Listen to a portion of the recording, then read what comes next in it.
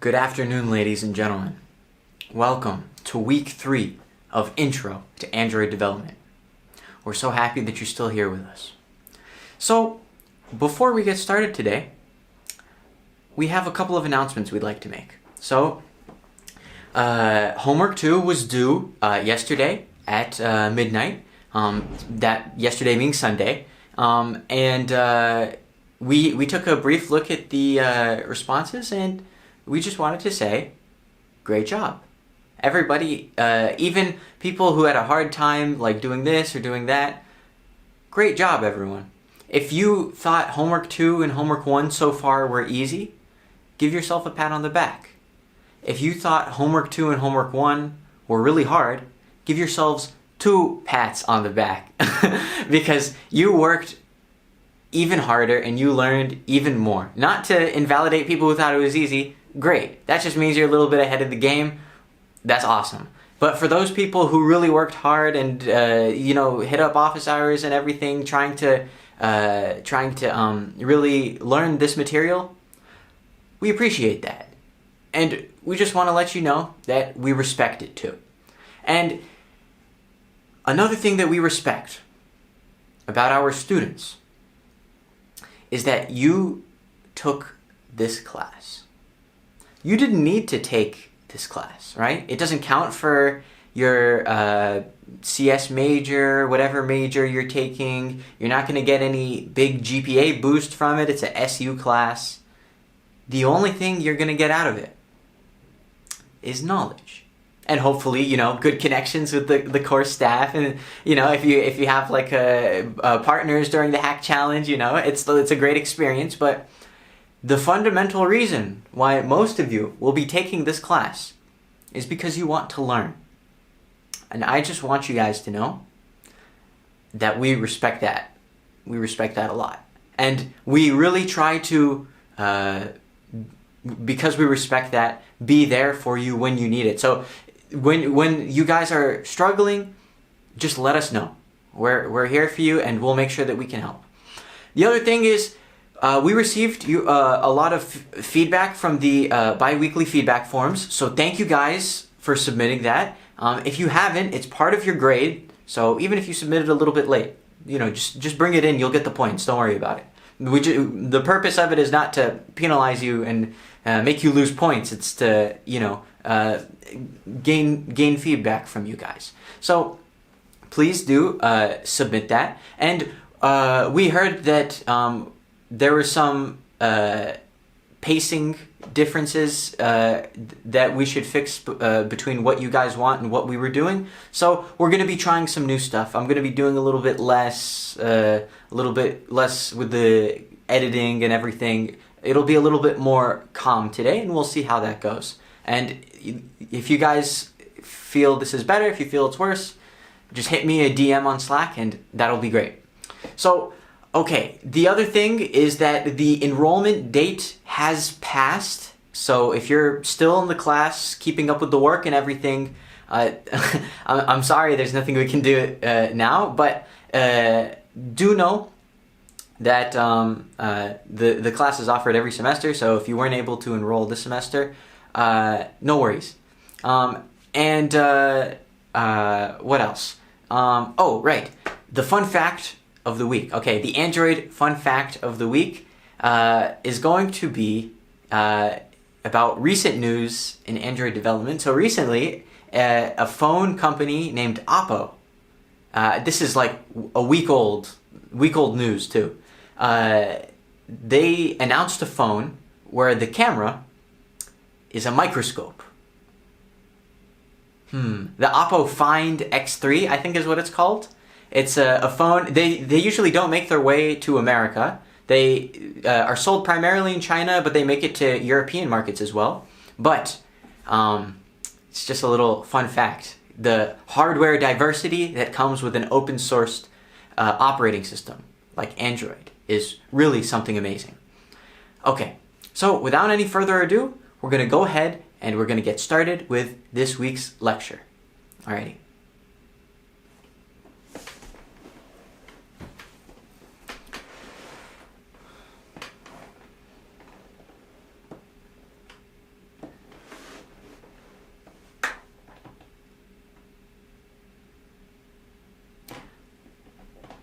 Okay, so we've been seeing a lot of things about how activities work and what an activity is, and when we create activities and things along these lines. So we're going to be focusing on that a lot today. We're going to be focusing on how activities work, the life cycle of an activity, and things like that. So what is an activity? An activity is basically where, all of our code goes to. And like we said last time, an activity is usually linked to an XML layout file, right? These two things are intertwined. And you can typically think of an activity as being sort of like a screen, right? And you can have many different activities in an app, right? Imagine Instagram or Facebook. There's a login activity. There's a your feed activity. There's maybe your profile page activity. These are all different activities in the life cycle of the app. And so they'll be implemented as such. And so it's important that we start now moving on to making apps where there are multiple activities in our Android Studio projects. So far, we've primarily just been working with projects of one activity. So how do you create a new activity on Android Studio? Well, you go to File, and then you can click New, and then Empty Activity, and this will create the activity for you.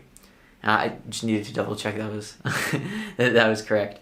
But this is basically how we can create new activities, and each activity will be doing some interesting things we're going to learn about today, like communicating with each other.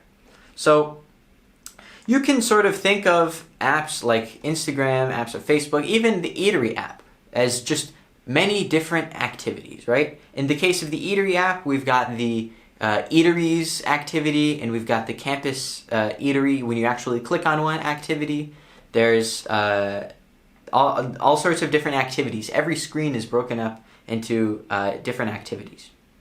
Okay, so that is activities, but you may notice something about your main activity in particular. You'll often see that it extends something called app compat activity. So this is a built-in class into Android from android.app.activity, which is just one of the classes that are made for activities, for developers to make activities with. It's provided by Android for us. Okay? And the other thing that's important is the understanding the Oncreate. What is the Oncreate? So if you'll notice, anytime you start with the boilerplate code of Android Studio, when you click on Empty Activity, it'll automatically create an overridden function inside of your main activity called Oncreate. So we'll talk more about this when we talk about the life cycle of an activity, but the way we can think about this is it's basically sort of like what the creation of that activity will do. So maybe if you wanted 3 seek bars, right? Then you could put that so when the activity is created, that the 3 seek bars will be there. We'll learn that there are also other things like on resume and on destroy and things like this. Okay. And we can also change the set content view function if we want to change the layout to a different XML layout. So if you remember, we talked about that line of code last week. This line of code allows us to change the XML layout that our activity is tied to. Remember, these two things are sort of intertwined. Okay, next we'll be talking about explicit intents. So we know that activities exist within these activity files, these Kotlin files. But what if we have multiple activities? And how do we move from one to the other in terms of code, right? Like imagine if when someone clicks on that login button, we want them to go to that next activity. So how do we make that happen from our part, right? From what we're doing on the coding side of things. How do we make that happen? Well, the answer is with intents. So what is an intent, I hear you asking? So an intent is basically sort of just something we can do so that we can send from one place to another. Oftentimes with intents, you will send data as well. It won't just be I'm sending from this page to this page or from this activity to this activity. But oftentimes you'll need to send data with your intent as well, right? Imagine I was now going over from my login page to my profile page, right? I successfully logged in, I'm on my profile page. Well, on the profile page, I'm going to need to load information about my username, my profile that's attached to my username. So once I figured out who I am, I now want to populate my profile screen with that information. So I'm going to need to send that over. So we can do this in a variety of ways. We put a lot of examples on the course textbook under Chapter 3. I encourage you guys to look at that. This is basically just going to be what we're going to be using to send to a new activity or to be sending new data. So let's break down this syntax so it's not something that's scary. So the way it will usually look is we will have a var, and you could name it whatever you want. My intent, the best intent, whatever you want to title it, and we'll set it equal to capital I intent, because it's like the intent object, right? Not like lowercase, like we said. Anytime we used capital C color, we're talking about the color object. Capital S string, we're talking about the string object. And capital I intent, we're talking about intent as an object. And so it'll take in two arguments. The first argument, you'll often put this there. And the second argument is where you want to go to. So target class, or target activity, : class.java. So okay, first off, let's talk about this first piece here. This refers to the context of the application that we're currently in, the current screen that we're on. So if we're in main activity, then that's the context of which we're in.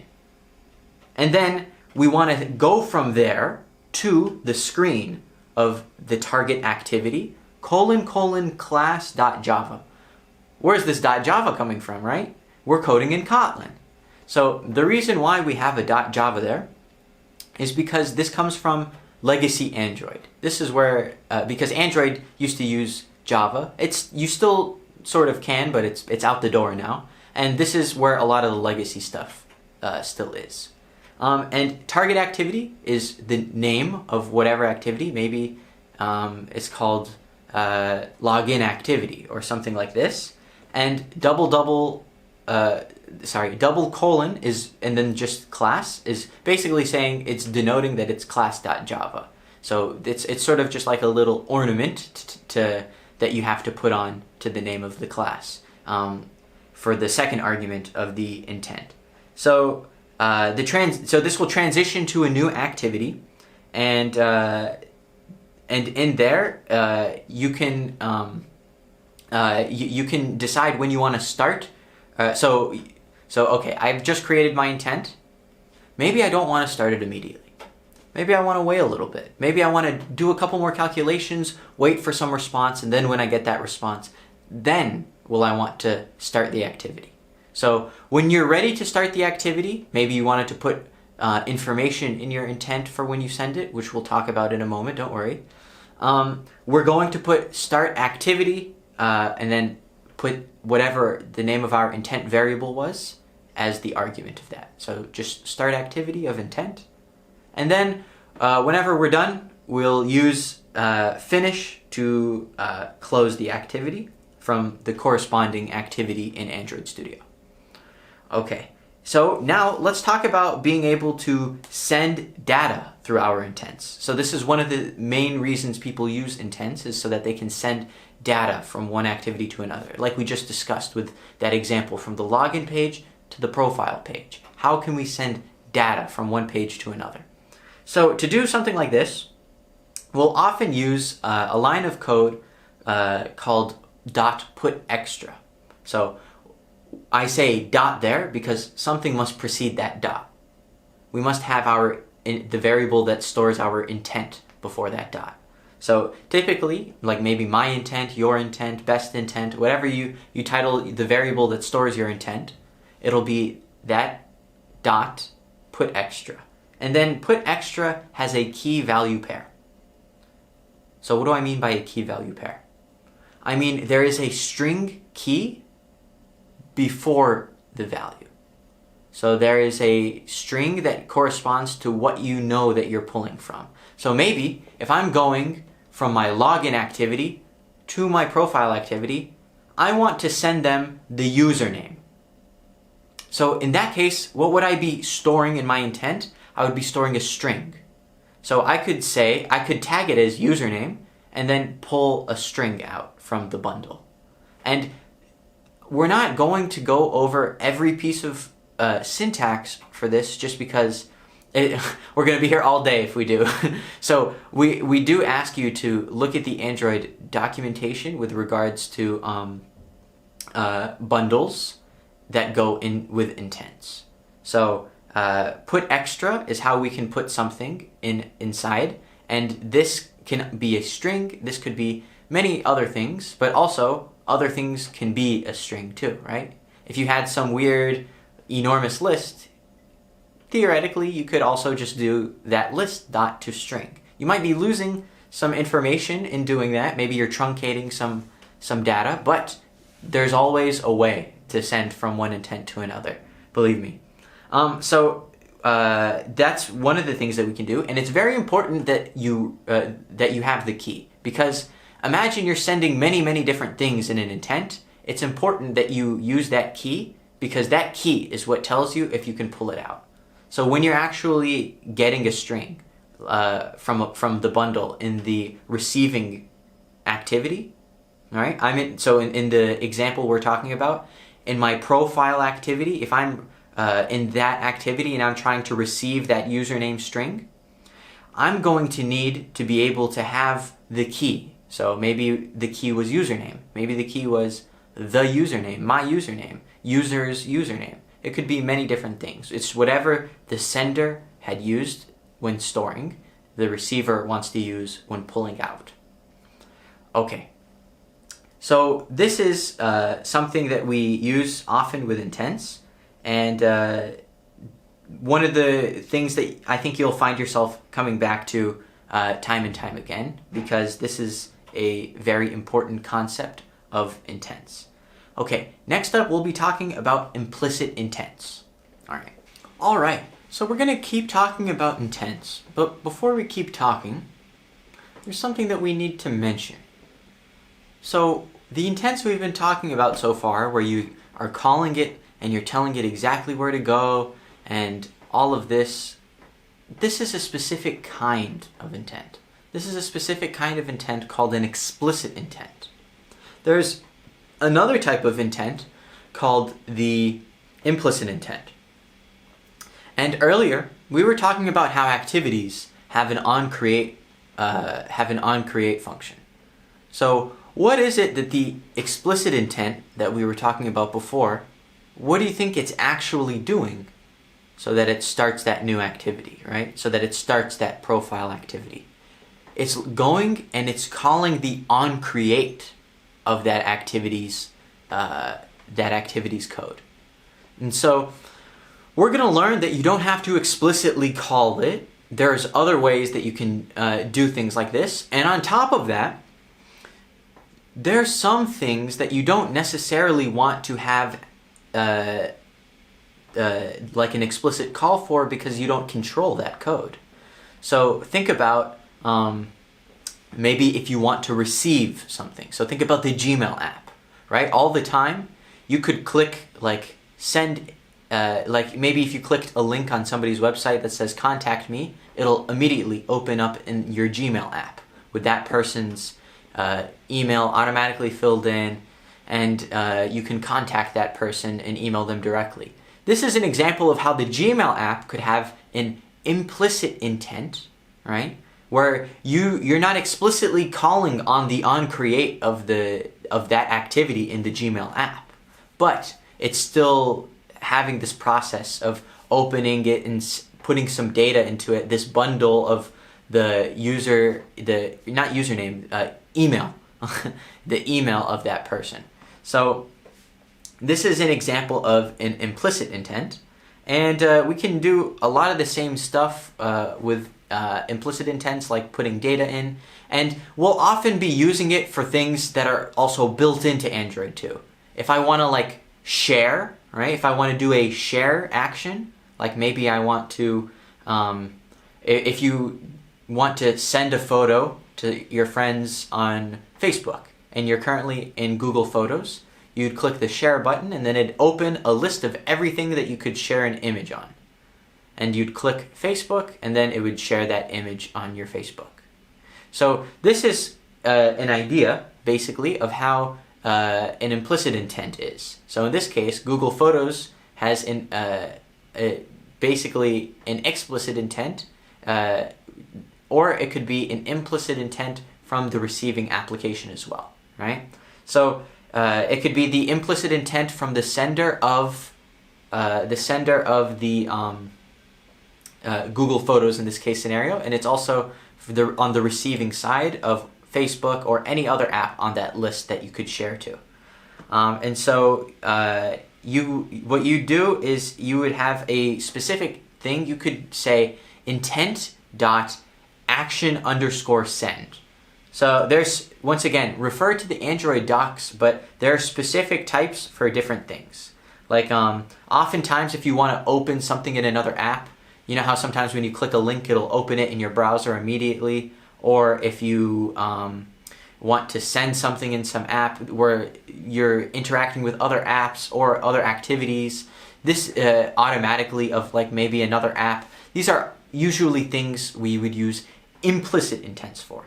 But this is just one example, this action_send, and there are many more. But it's probably the most useful one, which is why we decided we should at least mention it. But like we said, there are code examples on the textbook, and in an interest of making the lecture a little more concise and being able to not go as fast and everything, we will be trying this out for a little bit, and let us know what you think.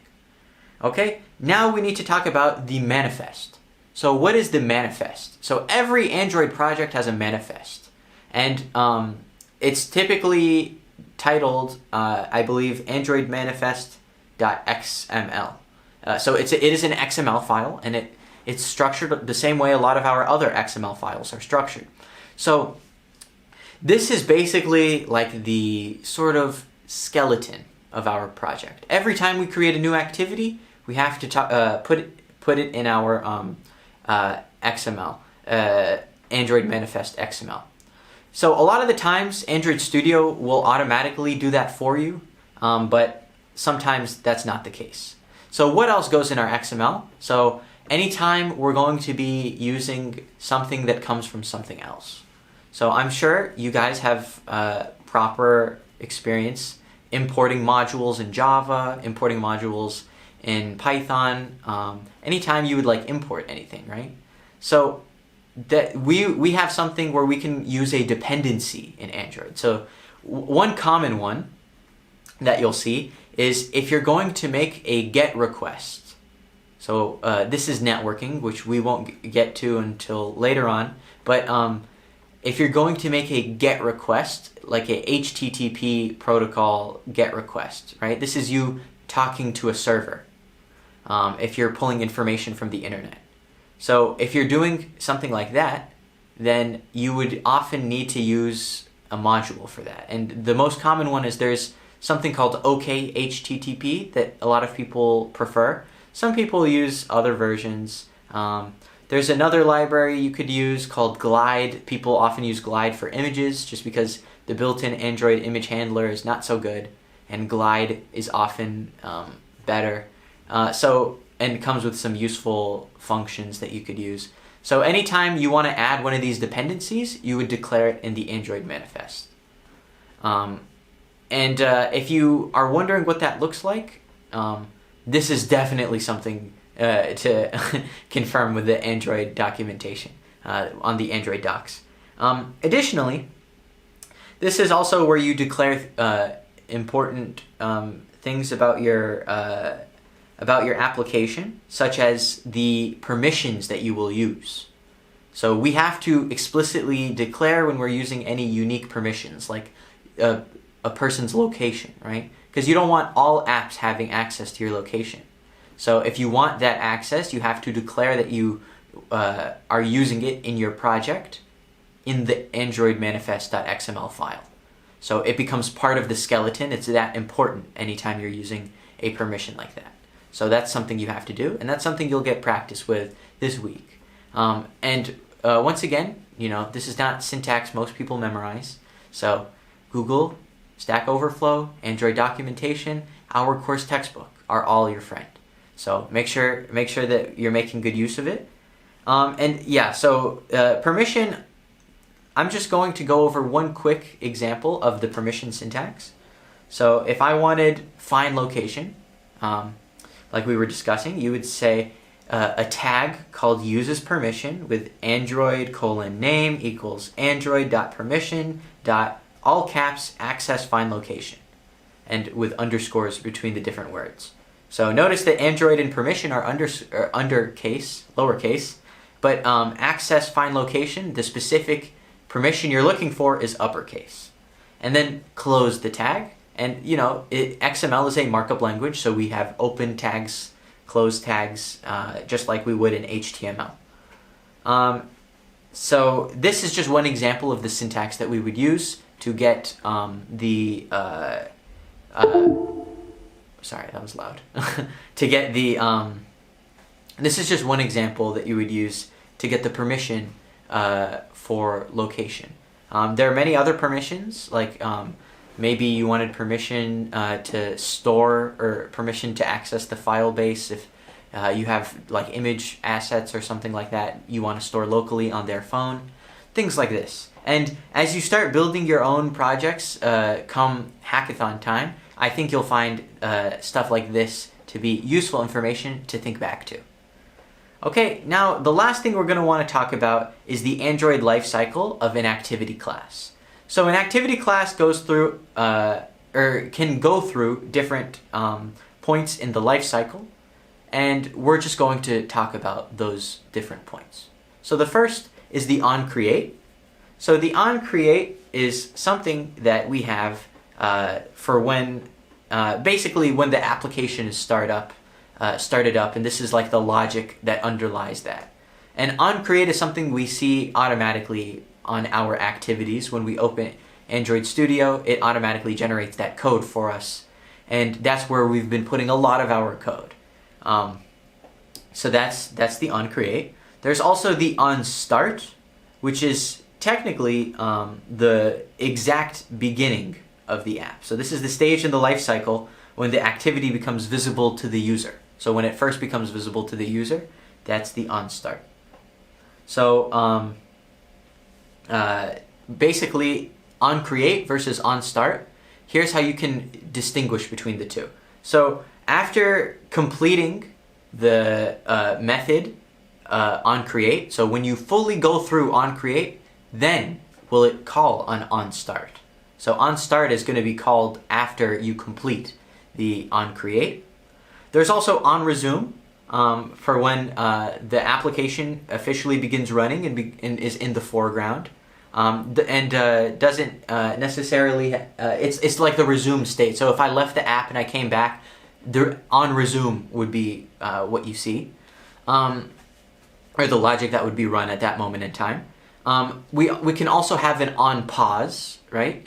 An onPause is maybe if you left the app, like in multitasking mode, you moved over to another app and then you came back to it later on. While you were in that other app, that's the how it handles that is the onPause. There's also an onStop and an onDestroy. So onDestroy is what it sounds like, and onStop is when it's no longer visible to the user. So sort of similar to the onPause. Do note, all of these methods are not necessarily required for you to override. So there's a built-in Android handler for all of these, for each activity. Every time you're creating an activity, Android knows has some defaults for all of these, Android has defaults for all of these, and we're only overriding them when we need to, such as the Oncreate, right? We typically override the Oncreate function every time we're creating a new activity. So this is some of the sort of life cycle that the activity will go through. Okay, so that's going to be all for the lecture this week. We've got we're sort of trying to change things up. Let us know if you prefer, if you liked it a little more flashy. Do let us know, and if the pacing is better, our goal is to improve so that you guys can learn better. So do let us know so we can be better for you. All right, I'm going to pass it over to Jesse, who's going to be doing the demo for this week. Thank you so much for staying with us. And as always, if you need any help, contact us. All right, best of luck. I will see you soon.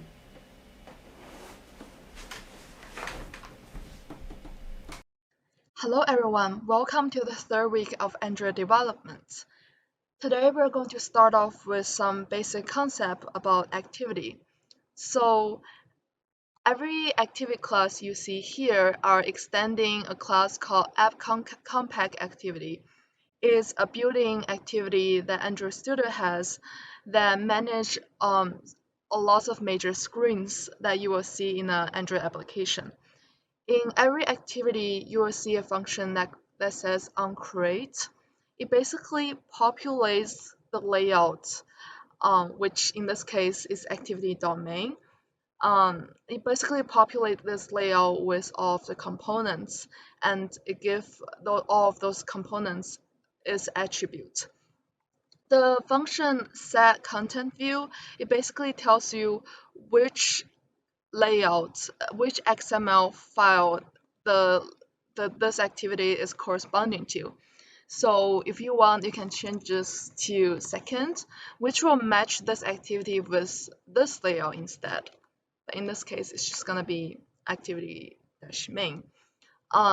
So how you should really differentiate what you should be coding here and here is that the layout file is supposed to be all of the preset values that you want. Like you can set the height, the width, and any of the preset attributes. And in your main activity column file, you can change it based off what is already in the activity main layout. For example, if you have a button and is purple and you want it to change color once you click it, you can code it here. You can change it in addition to the original attributes that you have. Even though it's purple, when you set like unclick listener and then set it to pink, it's gonna change your color to pink in a way. Second topic we're going to be talking about today is intent. There are two types of intent, explicit intent and inexplicit intent. For explicit intent, it basically helps you to transition between activities. For example, if you are currently on the main activity and you want to go to the second activity, you can use an intent. Here is how you would do this.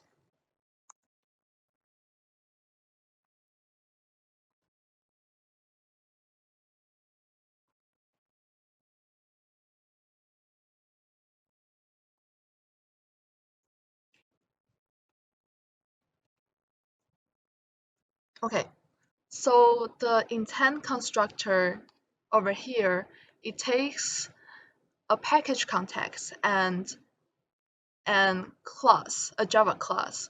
So the package context basically tells you which activity the system is currently on. And the class, the second parameter, basically tells you the target activity that you want the intent to bring you to. And you can use the start activity function, which takes in an intent parameter to perform whatever the intent says. Okay, so now you can transfer from one activity to the other, but what if you also want to transfer some data? For example, if your user enters the username, the password, something like that in the main activity, and you want the second activity to know about it. So something you can do is that you can put extra and you enters a key name. For example, let's say CS 1110, and let's say some random number, just like see it as maybe the course ID or something like that. And in the second activity, you can first set a variable to receive it.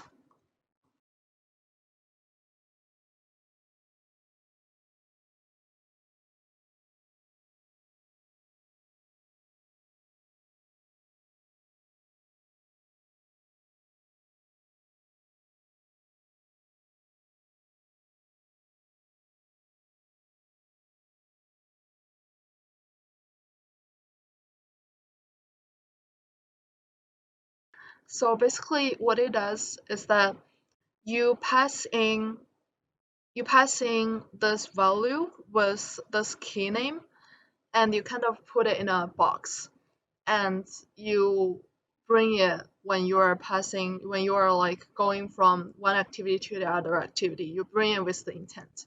And in the second activity, you first calls for the extra, which like calls for a set of the box that you have, and you tells tells the system, okay, this is the box I want.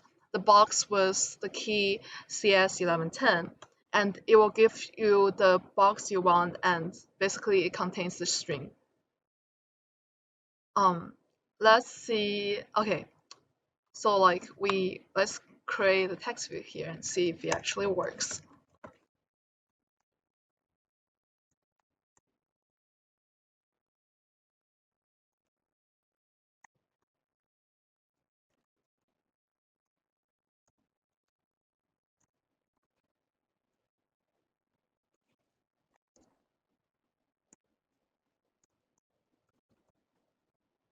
Okay, don't forget, actually, so what will happen now when I start to run the program is that when you open the app, it's going to jump directly to the second activity, because this basically says that Uncreate, like when the main activity got created, it's going to start the intent and it's going to jump to the second activity. So you wouldn't see like how it changes from main activity to second activity is kind of fast.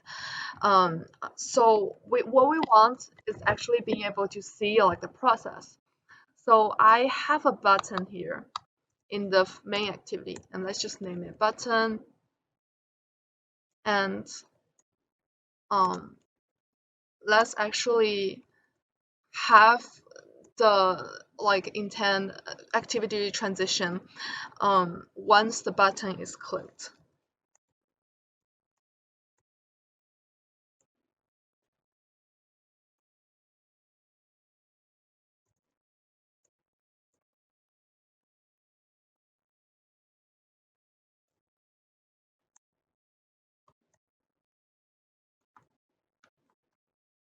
Okay, and let's see how it goes.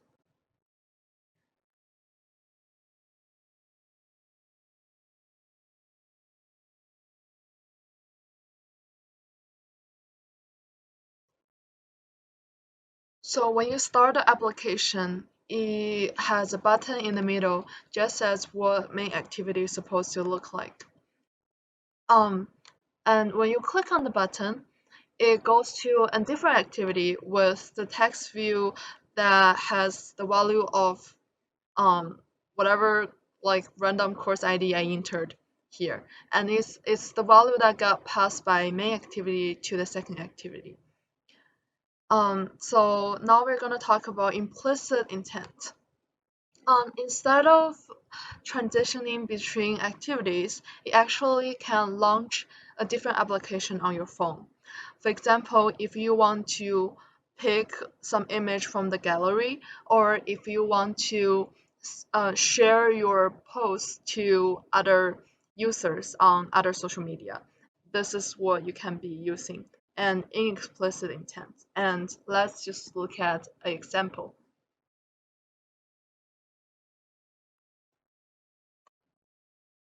Okay, so this explicit intent basically you first create a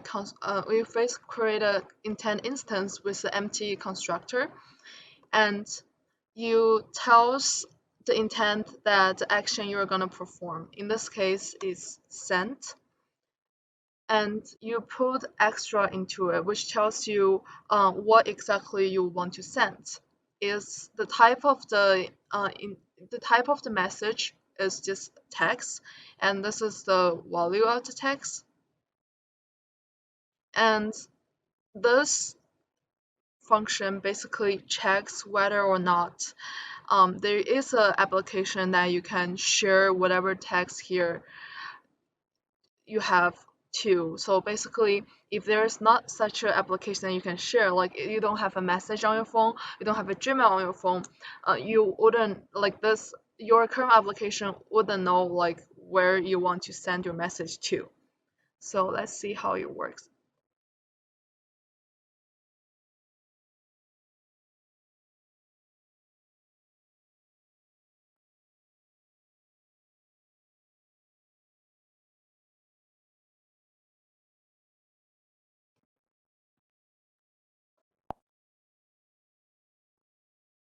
In this case, let's just do message for example. Um, New message 111. It could be any number you want to share it to. You click yes, and you have this message that you want to send pre-edited for you. Okay. So what if you want to give your application more like permissions? For example, if you want to pick an image from your gallery, you have to allow your application to do so. Application cannot just access your phone's data without your permission. It's same also for location. If your app is an app that helps you to find a restaurant near you that you might like, it has to know your location first. And in order for your app to acquire those data, you have to give them permission. So you can go to the manifest and type user permission, and you type enter, and it will autofill like Android name for you. And in this case, let's do access location.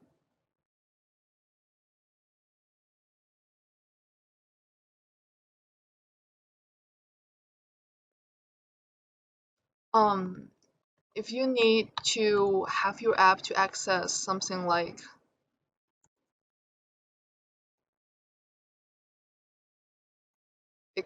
like your basically your image on your phone, you can use like read external storage, which means anything that's in your local phone's storage. Okay, so as we talk about how you can use this intent filter to let the system know which activity to go to when you first start the activity. This is a good example of how you can set the intent in the manifest.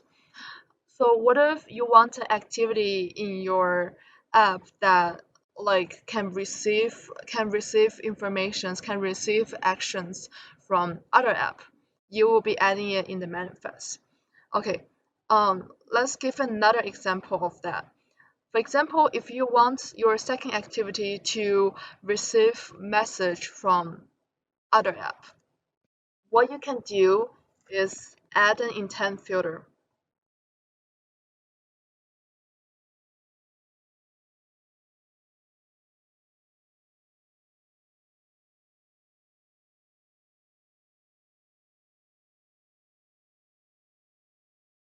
In this case, it basically allows other app to send message to you. The last major component we're going to be talking about are snack bars and toast. You probably have seen toast in the other homeworks and other lectures. Toasts are basically some little bubble that's going to pop up in the bottom part of your app, and you can write like whatever you want inside. It's super helpful if you want to send some quick message to the users about what is going on. For example, if you want to tell the user that there's a connection issue, something is buggy, or some message that they received. This is also really helpful when you are debugging your app. Like if you don't want to use the log, you don't want to look at the log every time, you can use a toast that basically like sends a text, and you will know like what went wrong, what are the message that are actually like what are the data that actually produced by your program. Like you can visualize what is going on in your app pretty well if you can use toast well. So let's see how you can do that.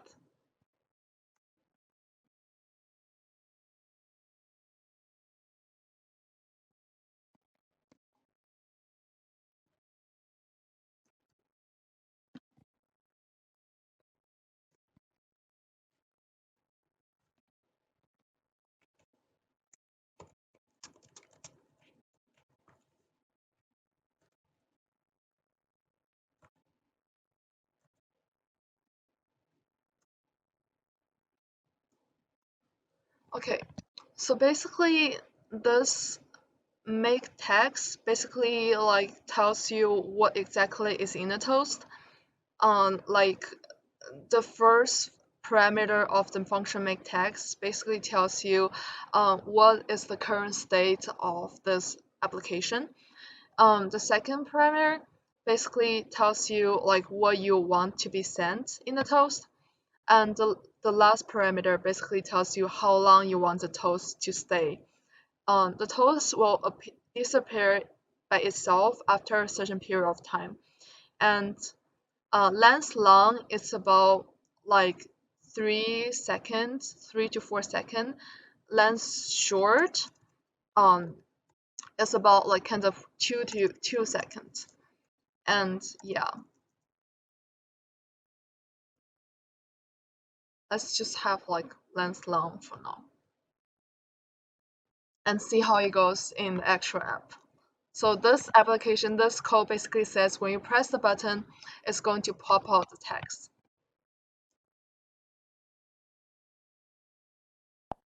You see, this is a toast. Another component we're going to be learning today is snack bar. So snack bar is very similar to toast in a way that both of them can send some quick and short message to the user. However, snack bar also enables something we call action, that users can interact with the snack bar. So let's first set up a snack bar that it only sends like a quick message just like toast.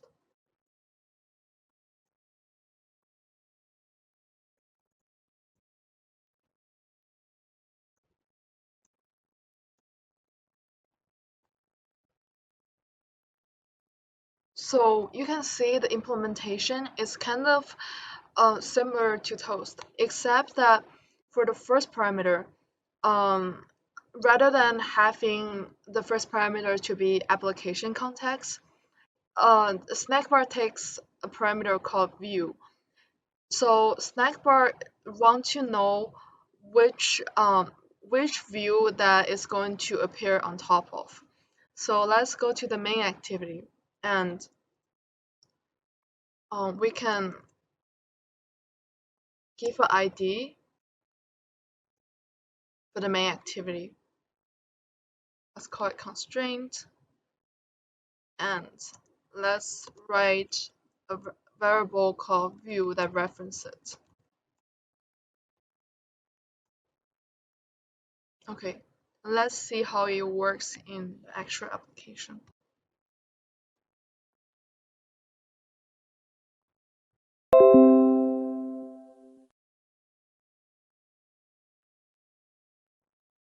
when you click the button, there's a snack bar that basically pops up and then disappear in a relatively long period of time. Another difference between toast and snack bar is that remember that toast only have length short and length long. Snack bar actually have another thing called length indefinite. It basically means if you like don't make any action with the snack bar, it's just gonna stay there as long as possible. So let's have a look.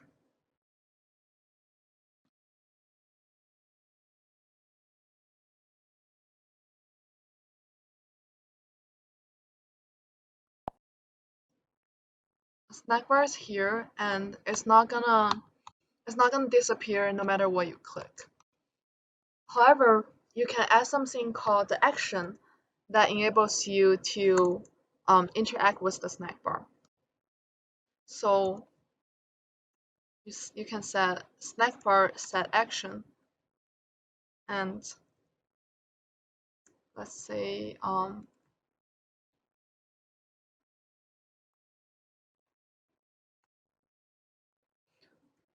so basically set action, like the parenthesis next to set action basically tells you what is going to be on the button of like the snack bar that you're gonna see. And what is in the bracelet is that what will happen after you click the button. So in this case, let's say we want the snack bar to disappear.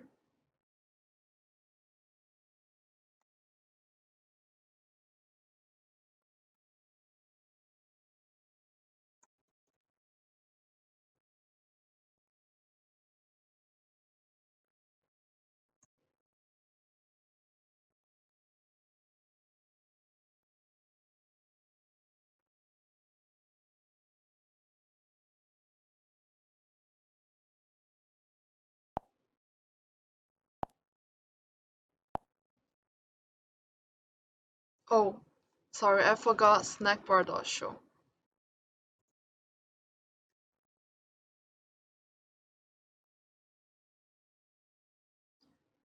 So basically everything before the snack bar dot show is setting up the snack bar, like basically setting up the attributes of the snack bar, like whatever that's gonna happen after you click snack bar dot show.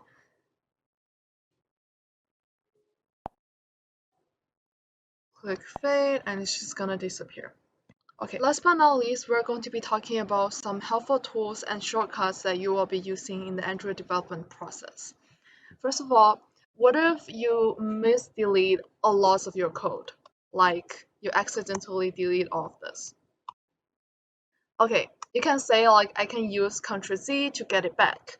But what if like Ctrl Z does not work anymore? And what if it's a long time ago? Like it takes a lot of Ctrl Z's for you to get back to it. So you can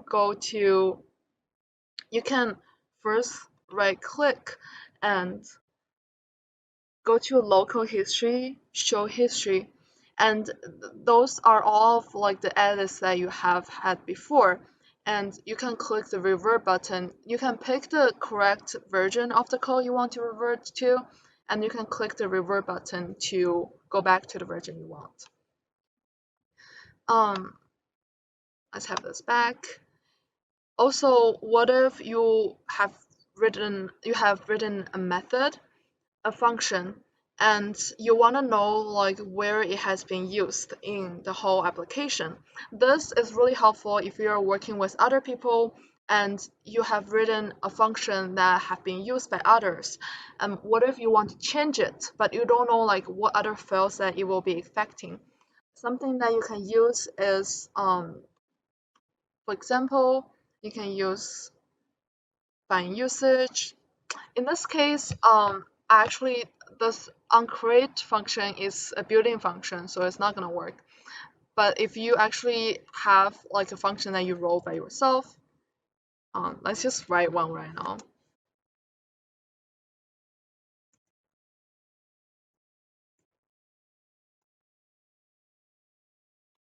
is not currently used by anything, but what if we have this to set? And you say like find usage, and you can locate the place where it has been used. And you will know like if you change this function, what other files it will be affecting. Documentations are also very helpful during the developing process.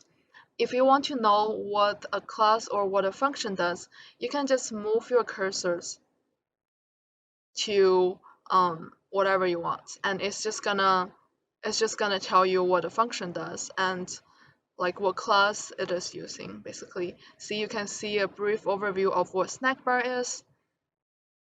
And as when you are outside of this class and you want to do more development, like Android development, it's really helpful for you to find out what other tools you can use in the world by looking at the documentations.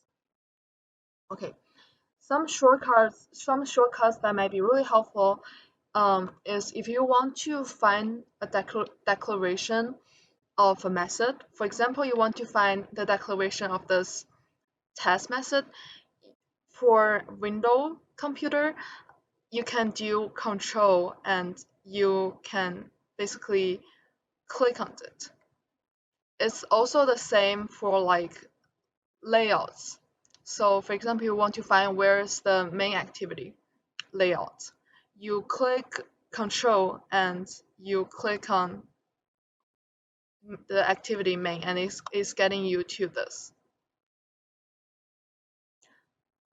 For Mac, which I don't have, but I have done research, you can use command instead of control. So you do command and then you click on the whatever you want to check, like whatever you want to find the declaration of. Something that some shortcut that you can use for import. Let's say like snack bar is not imported. What if you want to import it? Something helpful is it kind of gives to you. It's like Alt Enter, and it is like Option Enter for MacBook. Okay, last but not least, what if you want to format your code? Like you can have lots of extra space here. You have like unused import. What if you want to get rid of it? A helpful tool is Control Alt L for Windows, and it's the Command Option L for Mac. It basically auto format everything for you. Okay, this is all of the lecture today. Hope you guys have a wonderful week and good luck on all of your prelims if you have one.